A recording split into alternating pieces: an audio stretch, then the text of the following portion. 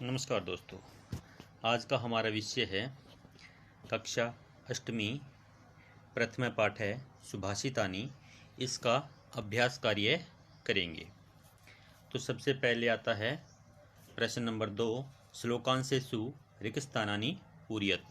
ये श्लोकों के अंश दिए गए हैं, यानी भाग दिए गए हैं, तो इनको हमें क्या करना है, पूर्ण करना है। इसमें कभी तो आगे वाला शब्द नहीं दिया हुआ है तो वो लिखना है, पीछे वाला नहीं दिया तो वो लिखना है। इसमें क्या करना है, जैसे सबसे पहले आता है समुद्रम असाध्य। समुद्र में मिलकर, हमने पढ़ा था समुद्र में मिलकर क्या हो जाता था, जो पानी है वो न पीने योग्य बन जाता था। तो यहाँ पर आ जाएगा समुद्रम असाध्य भवन्त्या पेया। समुद्रम असाध्य भवन्त्या पेया, यहाँ पर ये आएगा। तो इसमें फिर ये पूरी लाइन हो जाएगी कि समुद्र में मिलकर पानी पीने योग्य नहीं रहता। अब आगे आती है दूसरी लाइन, वचय मधुर सुक्त रसम सृजन्ति। जो वाणी है वो मधुर रस से युक्त उत्पन्न करते हैं। कौन करते थे, हमने पढ़ा था संत। कौन लोग थे वो, संत यानी सज्जन लोग, संत लोग, ये जो मधुर रस युक्त वाणी उत्पन्न करते थे। आगे आता है तद भागधेयम खालिस्तान पशुनाम। यह सौभाग्य है पशुओं का। कैसा सौभाग्य था, परमम। यहाँ पर आ जाएगा परमम।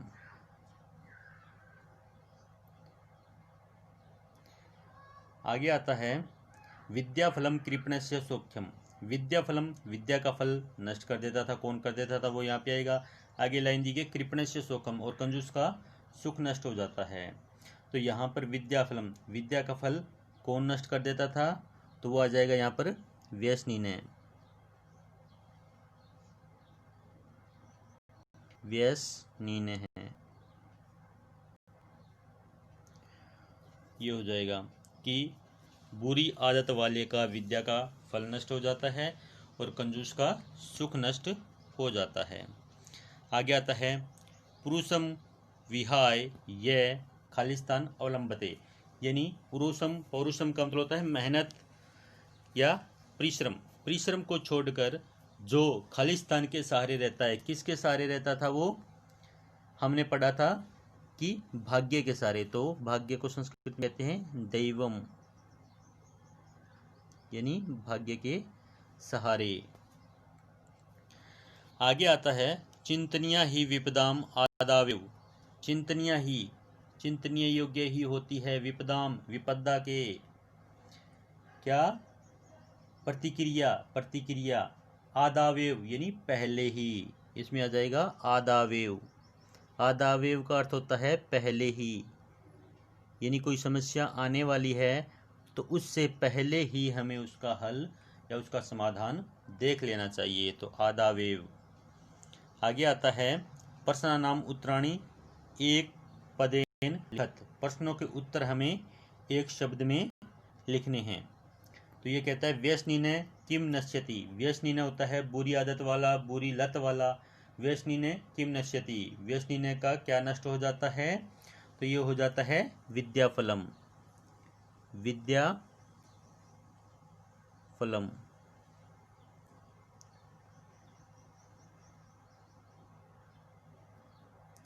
विद्याफलम, विद्या का फल नष्ट हो जाता है। आगे आता है कस्य यश नश्यति।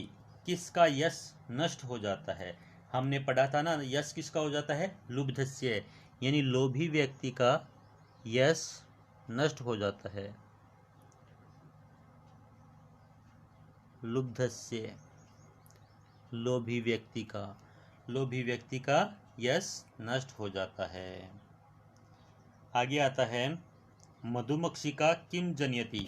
मधुमक्खी क्या उत्पन्न करती है, मधुमक्खी क्या उत्पन्न करती थी, हमने देखा था माधुर्यम, यानी मधुरता, यानी शहद उत्पन्न करती है। तो यहाँ पे आ जाएगा माधुर्यम।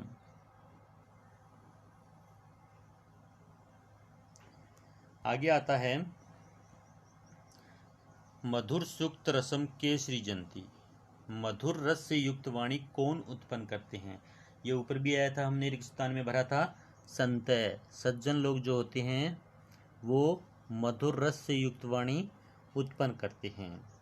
आगे आता है अर्थिन केभ्य विमुखा न यान्ति।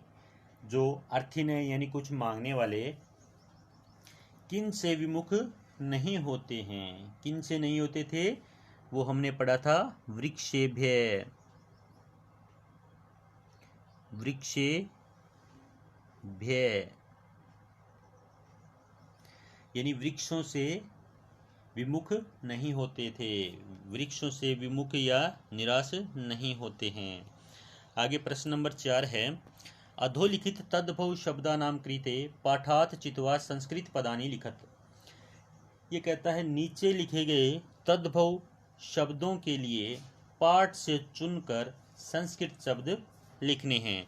तो हमें पाठ से चुनकर संस्कृत शब्द लिखने हैं। जैसे इसने लिख रखा है कंजूस, कंजूस को पाठ में संस्कृत में क्या कहा था? कृपणे।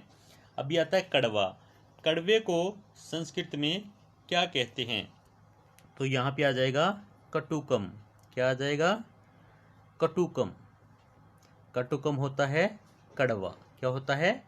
कड़वा। दूसरा आता है पूंछ। अब पूंछ को क्या कहते थे? पुच्छ। क्या कहते थे? पुच्छ।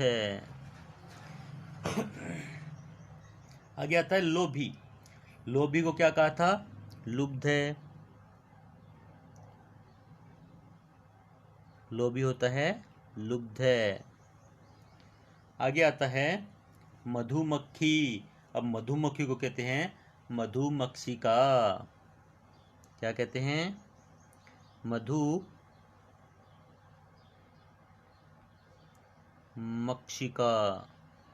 यानी मधुमक्खी। मधुमक्खी। अभी आता है तिनका। तिनको क्या कहते हैं? त्रीणम। क्या कहते हैं? त्रीणम।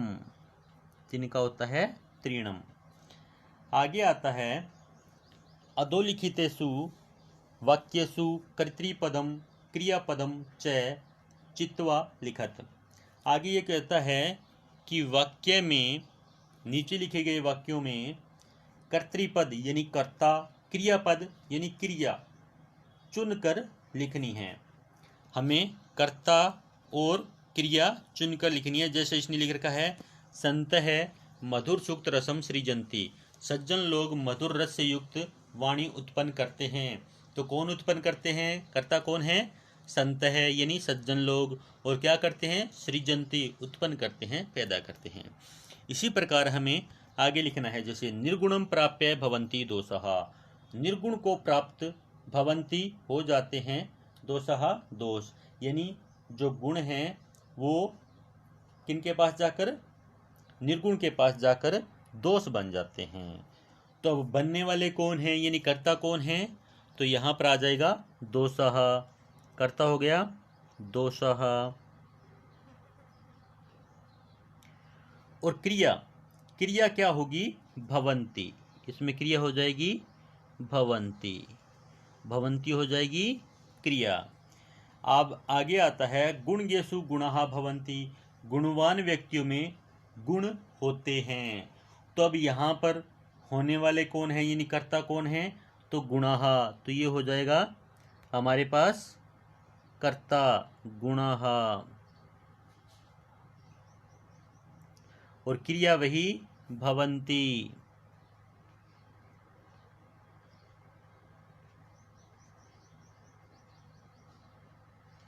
भवन्ति, भवन्ति क्रिया हो जाएगी।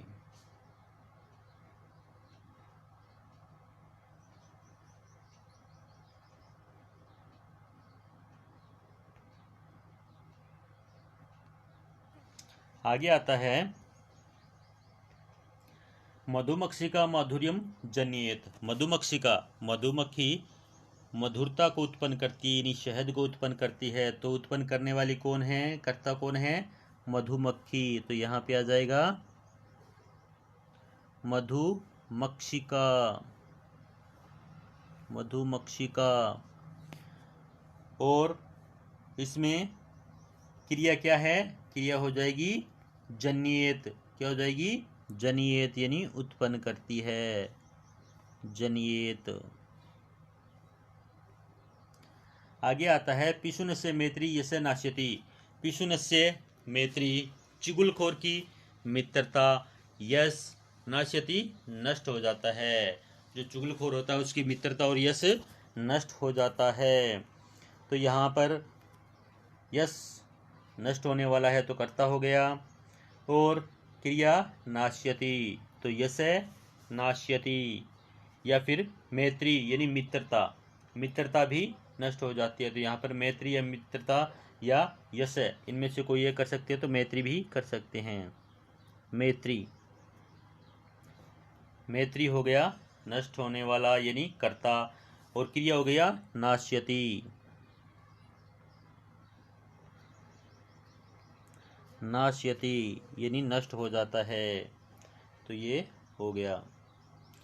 अब आगे आता है नद्य समुद्रमासाद्य अपया भवन्ति। नद्य, नदियाँ समुद्र में मिलकर न पीने योग्य बन जाती है। तो कौन बन जाती है? नद्य। तो ये हो गया कर्ता, और क्रिया हो गया भवन्ति, भवन्ति हो गया क्रिया। आगे आता है रेखांकितानि पदानि आधृत्य प्रश्न निर्माणम कुरुत।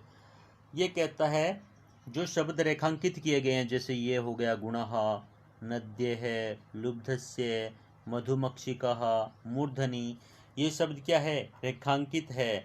केवल हमें इन्हीं शब्दों को आधार मानकर पूरे वाक्य को प्रश्न बनाना है। ठीक है, जैसे ये कहता है गुणः गुणगेषु गुणः भवन्ति। गुण, गुणवान व्यक्तियों में गुण होते हैं। तो ये क्या है? गुण है। क्या है? पुल्लिंग है। विभक्ति कौन सी है? प्रथमा है। वचन कौन सा है? बहुवचन है। तो हमें क्या करना है?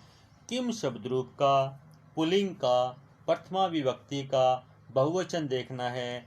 तो वहाँ पर क्या होता है? वहाँ पर हम देखेंगे कि वहाँ पर होता है प्रथमा विभक्ति बहुवचन पुल्लिंग में, तो वह होता है के। तो हमें गुणा के स्थान पर केवल करना है के, और बाकी वाक्य यूं का यूं यहाँ पे लिख देंगे। और लिखने के बाद में पूरा वाक्य होने के बाद में, यानी भवंती आने के बाद में हम पूर्ण विराम नहीं लगाएंगे। क्या लगाएंगे? प्रश्नवाचक चिन्ह, क्योंकि ये क्या बन चुका है? प्रश्न बन चुका है। तब बनेगा के गुणगेषु गुणः भवन्ति। के गुणगेषु गुणः भवन्ति। तो ये बन जाएगा हमारा पहला प्रश्न कि कौन गुणवान व्यक्तियों में गुण होते हैं, या क्या गुणवान व्यक्तियों में गुण होते हैं। अब आगे प्रश्न नंबर 6, नद्य सुस्वादुतोयः भवन्ति। अब नद्य, नद्य क्या है? नदी शब्द है।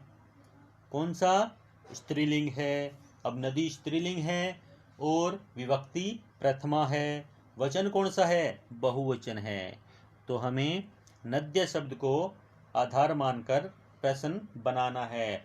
तो हम किम शब्द रूप का, स्त्रीलिंग शब्द रूप का, प्रथमा विभक्ति का बहुवचन लेंगे, तब बनेगा कहा। तो यहाँ पर कहा बन जाएगा, और बाकी शब्द यूं के यूं यहाँ पर आ जाएंगे, और फिर आ जाएगा प्रश्नवाचक चिन्ह। जैसे नद्य है सुस्वादुतोयः भवन्ति। नदियों का जल स्वादिष्ट जल होता है। तो यानी कौन स्वादिष्ट जल वाली होती है? नदियाँ। तो यहाँ पर आ जाएगा कहा।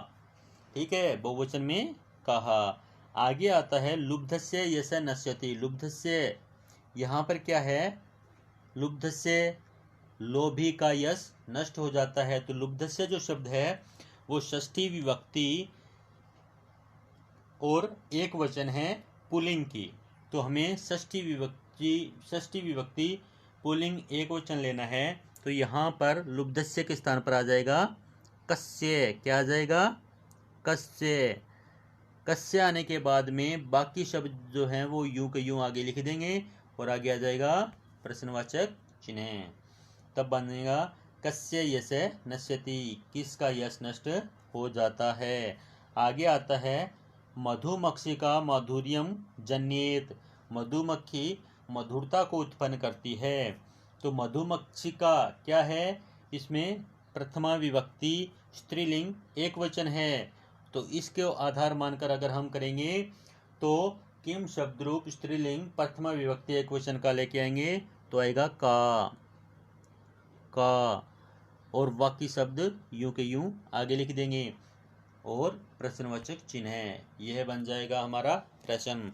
मधुमक्षिका माधुर्यमेव जन्यति तस्य मूर्धनि तिष्ठन्ति वायसाः। अब आगे आता है तस्य मूर्धनि, उसके सिर पर तिष्ठन्ति बैठे रहते हैं वायसा कौवे। तो यहाँ पर हम केवल मूर्धनि को देखेंगे। मूर्धनि क्या है, यह है सप्तमी विभक्ति पुल्लिंग एक वचन में। तो यहाँ पर आता है कि उसके सिर पर, यानी सप्तमी विभक्ति एक वचन है। तो किम शब्द रूप पुल्लिंग का सप्तमी एक वचन में बनता है कस्मिन। क्या बनता है, कस्मिन। तो यहाँ पर आ जाएगा कस्मिन। कस्मिन शब्द आने के बाद में बाकी शब्द यूं के यूं लिखेंगे, आगे भी और पीछे भी, क्योंकि तस्य आगे है और बाकी पीछे हैं। लिखने के बाद में आ जाएगा अपना प्रश्नवाचक चिन्ह है। तो यह बन जाता है तस्य कस्मिन तिष्ठन्ति वायसाः, उसके किस पर कौवे बैठे हैं, तो सिर पर यानी मूर्धनि। आगे आता है उदाहरण अनुसारम पदानि पृथक कुरुत। उदाहरण के अनुसार हमें पद को अलग करना है। जैसे ये पूरा शब्द दिया गया है समुद्रम असाध्य, मिलाया हुआ है समुद्रम असाध्य।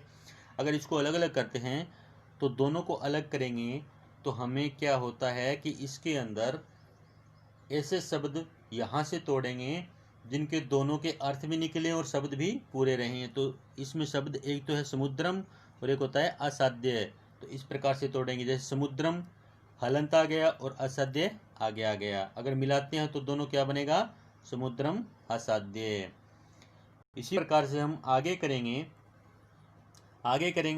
इसमें आया है माधुर्यम प्लस एव, माधुर्यम एव, माधुर्यम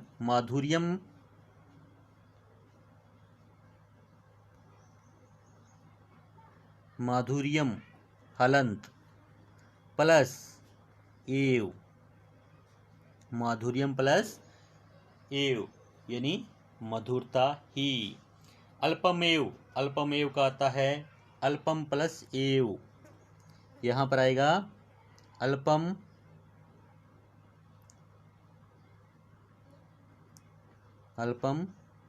इसको प्लस भी बोल देते हैं, घन भी बोल देते हैं।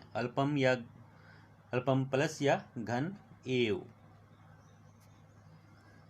फिर आता है सर्वम एव, सर्वम हलंत घन एव। आगे आता है देवमेव, देवम घन एव। आगे आता है महात्मा नाम उक्ति। इनको अगर तोड़ेंगे तो महात्मा नाम प्लस उक्ति ही, महात्मा नाम घन उक्ति।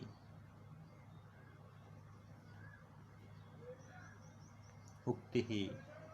आगे आता है विपदाम आदाव एव। इसमें क्या है, अलग अलग 3 शब्द हो जाएंगे। देखेंगे, पहला आएगा विपदाम, क्या हो जाएगा, विपदाम,